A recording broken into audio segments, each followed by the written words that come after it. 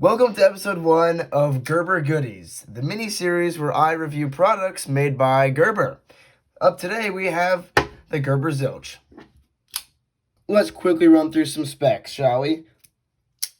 Coming in around $27, the Gerber Zilch is one of the best minimalist pocket knives I've tried. I really like it. I carried it for a while until I found a few minor issues that we'll talk about in a second. Looking at the blade, it's made from 7CR steel, so pretty budget, but you know, for $27, how much can you really ask for? It holds an edge alright, and it's got a nice stabby point on there.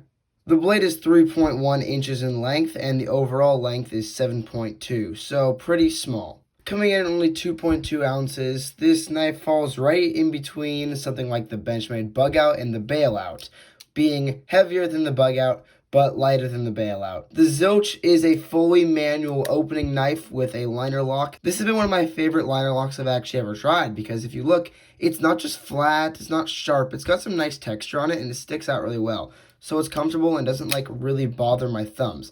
I'm a fan. The handle is made from FRN, which is fiberglass reinforced nylon.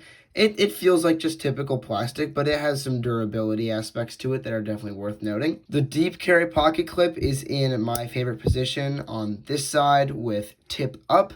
I just like that the best. I believe most people do, but you know, I have no idea really. One of the cool features about this knife is actually this little loop hole at the bottom. I've seen people make some really cool special lanyard tags for it just to add some personalization, because why not? At such a budget knife, you might as well do something cool. I also really like the stone wash finish on the blade. It's kind of hard to see because it's a little dirty, but I just think it adds to it. It looks really cool, and it's such a simple thing to add. The pivot screws do a pretty dang good job of staying nice and tight. I haven't had to mess with those too much.